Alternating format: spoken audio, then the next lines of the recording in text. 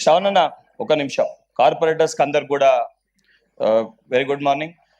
Madam, ఏదైతే general గా what I noticed mayor గారు, ఏదైతే ఇది డీలిమిటేషన్ సంబంధించి భవిష్యత్తుని దృష్టిలో పెట్టుకొని హైదరాబాద్ ఇమేజ్ పెంచనీకి ఏదైతే ప్రభుత్వం తీసుకున్న ఒక నిర్ణయానికి సంపూర్ణంగా మద్దతు ప్రకటిస్తున్నాం మేడం. అండ్ దానితో పాటు సెకండరీ మేడం, ఎందుకంటే నేను first time member of legislative council లెక్క అయినాను. లాస్ట్ టైం కూడా పొలిటికల్ గా యాక్టివ్గా ఉండే కాబట్టి 2016 ఇఫ్ ఐఎమ్ నాట్ రాంగ్, ఎప్పుడైతే 100 నుంచి 150 డివిజన్ల ప్రక్రియ జరిగినప్పుడు ఏ రోజు కూడా ఒపీనియన్ తీసుకోలేదు, ఒపీనియన్ కన్సిడర్ చేయలేదు. అండ్ జనరల్ గా కూడా వివేకానంద ఎప్పుడైతే జనరల్ గా కూడా ఒపీనియన్ తీసుకోవడము, జనరల్ గా ఏ టోపోగ్రఫికల్ డీలిమిటేషన్ అయినా కూడా ఆఫీసర్స్ చేసిన తర్వాత పబ్లిక్ ఒపీనియన్, ఏదైతే పబ్లిక్ రిప్రజెంటేటివ్ ఒపీనియన్ అనేది తీసుకొని దానిపైన మళ్ళీ వర్కౌట్ చేసి జనరల్ గా ఫైనల్ అవుట్కమ్ అనేది వస్తుంది.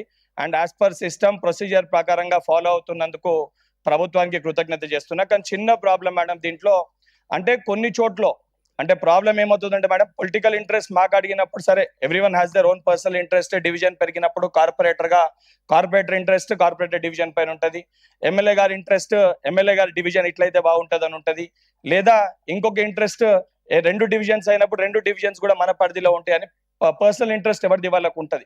అట్ ద సేమ్ టైం అక్కడ ఉన్న సమస్యలు ఏ రకంగా చేస్తే బాగుంటది, ప్రజలకు ఏ రకంగా కన్వీనియంట్ ఉంటుంది కూడా ప్రజాప్రతినిధులకే తెలుస్తుంది. సో ప్రజాప్రతినిధులు అందరూ కూడా సెల్ఫ్ ఇంట్రెస్ట్ తో పాటు administrative, at the same time public ఏ రకంగా కన్వీనియంట్ ఉంటుందో మనం అవన్నిటిని కూడా దృష్టిలో పెట్టుకొని మన పొలిటికల్ ఇంట్రెస్ట్ ని పక్కన పెట్టి ఏదైతే ఆ రకంగా మనం రేపు సాయంత్రం లోపల రిపోర్ట్ నిచ్చి దాన్ని కూడా ప్రభుత్వం, అదేవిధంగా మేయర్ గారు, కమిషనర్ గారు దాన్ని కన్సిడర్ చేసి ఆ రకంగా వార్డ్స్ ని చేస్తే బాగుంటుంది. అంటే చిన్న ఎగ్జాంపుల్, మా దగ్గర అంబర్పేట్ డివిజన్ ఉండే madam, last time Barkatpura and Kachiguda division 2 club చేసి బర్కత్పురాన్ని తీసి కాచిగూడ డివిజన్ చేశారు. ఈసారి అదే బర్కత్పురాన్ని మళ్ళీ చేసే అవకాశం ఉంటుంది, అంటే పెంచుతున్నప్పుడు. కానీ తులసీనగర్ అని చెప్పి గోల్నాకాలో కొన్ని స్లమ్స్ ని తీసుకొని వచ్చి, కొన్ని కాలనీస్ ని తీసుకొని వచ్చి ఏదైతే దాంట్లో కలపడం జరిగింది. సో ఇటువంటి చిన్న చిన్న మిస్టేక్స్ కొన్ని జరిగినాయి.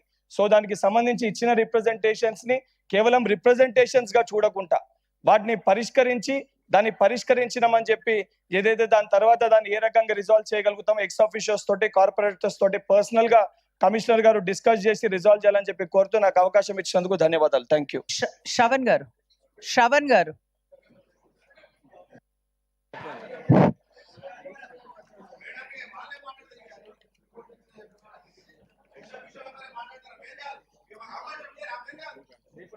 హానరబుల్ ఒక ఎమ్మెల్సీ ఒక ఎమ్మెల్సీ మాట్లాడతారు, దాని తర్వాత కార్పొరేటర్స్ మాట్లాడతారు.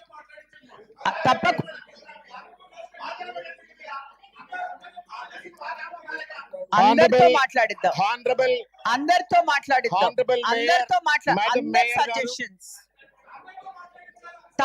తప్పకుండా అందరితో మాట్లాడిస్తాను. కూర్చోండి.